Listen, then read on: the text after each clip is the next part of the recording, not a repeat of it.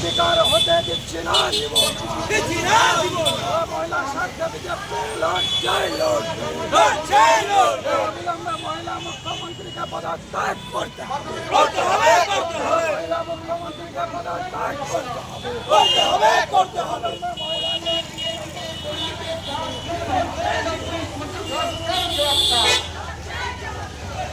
অবিলম্বে ধর্ষণ বন্ধ করতে হবে।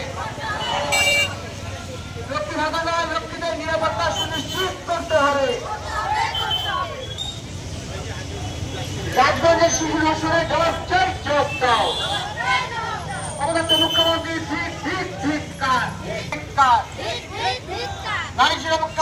নারী সুরক্ষা নিরাপত্তা সুনিশ্চিত করতে হবে। দিকে দিকে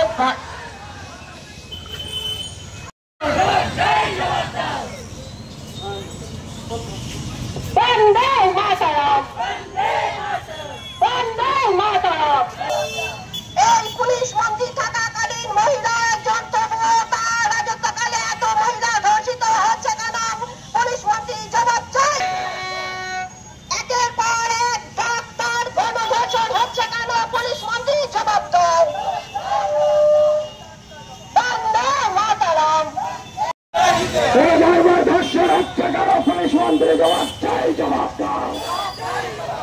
বারবার পশ্চিমবাংলায় ধর্ষণ হচ্ছে কেন? পুলিশ মন্ত্রী জবাব চাই, জবাব দাও। এই ধর্ষণের প্রতিবাদে বিজেপি লড়ছে। মাতাকে বন্দে বিজেপি।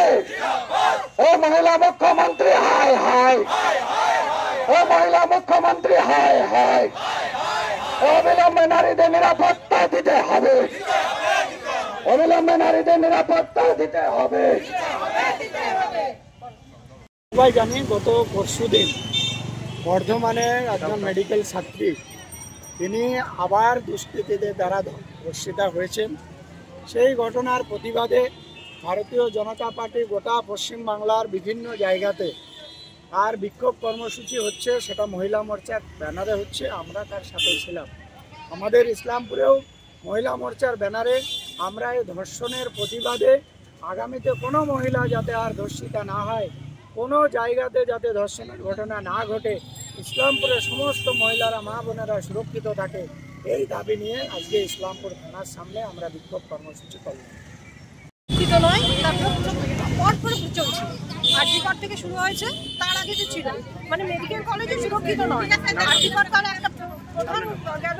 এরপরে আমাদের এই Bardhaman medical college, Bardhaman private medical college, সেই কলেজের ছাত্রী সুরক্ষিত হলো না, তাকে ধর্ষিত হতে হলো। তাহলে এই ধর্ষণের এখন চলছে ধর্ষণের রাজত্ব। মাননীয় মুখ্যমন্ত্রী কিন্তু একজন মহিলা, এই মহিলার আন্ডারে আমাদের এই ছেলে মেয়েরা যারা কলেজে যাচ্ছে ধর্ষিত হচ্ছে। এমন পশ্চিমবঙ্গ কি আমরা দেখেছিলাম? এমন পশ্চিমবঙ্গ কি আমরা চাই?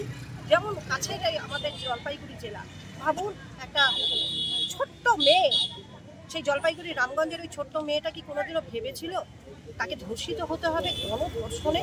তাহলে আমরা কোন পশ্চিমবঙ্গে আছি? আমরা যে পশ্চিমবঙ্গে আছি সেই পশ্চিমবঙ্গে কিন্তু কোনো নারী সুরক্ষিত নেই। এটা কিন্তু আমাদের লজ্জা না, মুখ্যমন্ত্রীর লজ্জা, কেননা মাননীয় মুখ্যমন্ত্রী একজন মহিলা।